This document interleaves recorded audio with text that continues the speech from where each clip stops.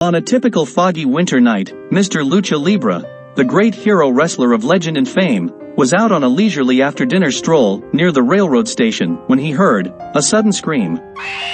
Not fully comprehending the situation unfolding, he stopped to figure out from which direction the sound of the voice had come.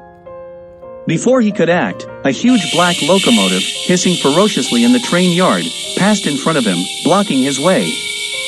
Once the path was clear, he proceeded to investigate the area beyond the tracks. From his best reckoning, Lucha surmised that the place where the sound must have arisen was somewhere in the vicinity of the local cemetery, which was at least a quarter-mile down from the nearby railway station.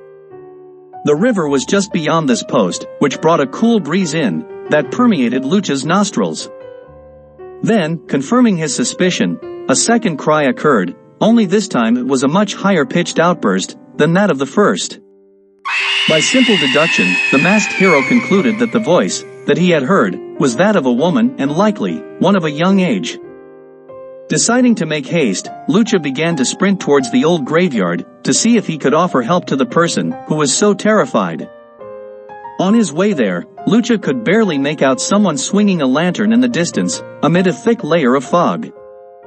As Lucha came closer, he could clearly see that the figure holding the light was a railroad brakeman who seemed to be inspecting the tracks, which was a typical duty of someone employed in this line of work.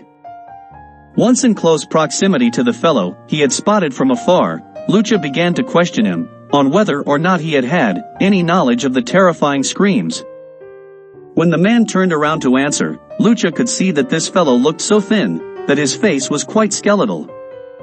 Taken aback, Lucha made the sign of the crucifix across his chest, out of pity for the gentleman, who appeared to be more dead than alive.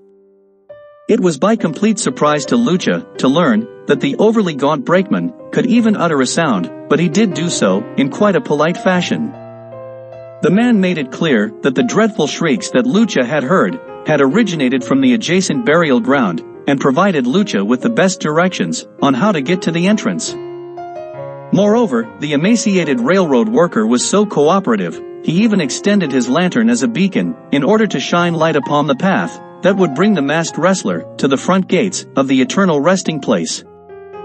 After coming to the end of the narrow lane, there appeared another quite slender individual. This was a man seated by the old rusted gates which marked the entrance to the graveyard, and by the looks of the thick trees and overgrowing bushes inside, hadn't been used in a century or more. This puzzled Lucha, but did not deter him from his mission to assist the person in need he suspected resided somewhere inside the sacred grounds. Coming up close to the seated fellow, Lucha noticed how this individual was so attired in a large tri-cornered hat, a long button-down overcoat, and wore buckled shoes, all of which were the fashion for men in the late 1600s. This struck Lucha as rather odd, but he pressed on with his intention to possibly rescue a lady in distress. He knew he must hurry, so he continued running towards the direction of the shouting woman. Once inside the old cemetery, Lucha had to grope his way along since there were no lights of any kind to help guide him on his way. There were several instances, as Mr. Lucha hurried towards the voice, in which he tripped over what seemed to be odd stones scattered along the pathway.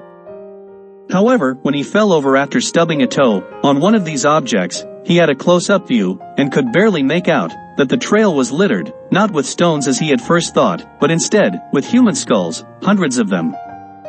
Having one of these in his hands gave Lucha cold shivers, so he quickly threw the fossil aside and got back up to continue stumbling towards the crying woman. Despite the lane being littered with the skulls, Mr. Lucha pressed on. He was determined to assist the person in need. He would not be scared away from this mission. After several more minutes of groping his way along, the legendary athlete noticed an old stone crypt just ahead of him on his left-hand side. There was a faint glimmer of light leaking out, which helped him with his bearings. Upon coming closer to the entryway of the tomb, he could see the steps leading down to an open doorway. He thought that this enclosure might actually be the source of the screeching that he had been hearing, so on a whim, he decided to descend the stairs leading down to make an investigation. After passing the threshold into the tomb, Lucha noticed there were several fully lit kerosene lanterns hanging on the walls, spaced at intervals. It was obvious to him that there must be someone deeper inside the crypt, especially after hearing some scraping noises within. He called out 3 times to ask if anyone was there, but no one answered. This was a real mystery, and he wanted to find out where the frightened woman was located. It wasn't long before he came to a narrow hallway leading into an inner chamber. Nearing the room, he became aware of several voices whispering at short intervals. This puzzled him immensely, but he did not hesitate to enter the vault. Once inside, he could see a group of people who were sitting at a table, and they appeared to be playing cards together. Just a normal ordinary game of cards, he thought. And the scraping noises he had heard were a result of a couple of the players rubbing their betting chips together. But what a strange place to engage in a game of cards. It was all very odd. As he came closer, he announced himself in a polite manner, and told the group that he had heard the penetrating screams of a woman, and was concerned about her well-being. One of the gentlemen at the table quickly replied, and explained that the lady, who had raised her voice several times, was his younger sister, who was sitting across from him at the crowded table. He went on to mention how his sibling, who appeared to be a very attractive young female, tended to get very excited whenever she played cards, and would squeal at the top of her lungs. So, that is how it went. Upon seeing the masked fellow, the sister invited Lucha to sit next to her.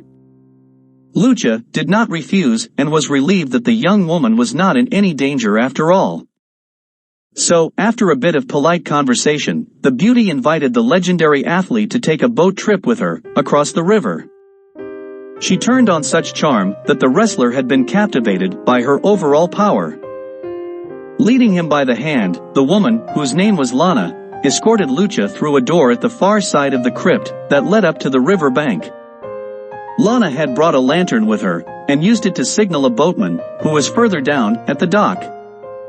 The fellow responded by waving a lighted torch, then readied his vessel for boarding. After he brought his launch over to pick up the couple, without a word, the 2 of them stepped into the craft. As the attendant shoved off from the shore, and began to paddle towards the opposite side of the waterway, Lana instructed Mr. Libra to lay down on his back, and without question, he did so. Then, as the boat quietly glided upon the smooth waters, she requested that Lucha close his eyes for the trip. And once he complied with this appeal, she carefully placed 2 disc-sized, ancient silver coins over his lids, and explained, this was the price for the one-way journey.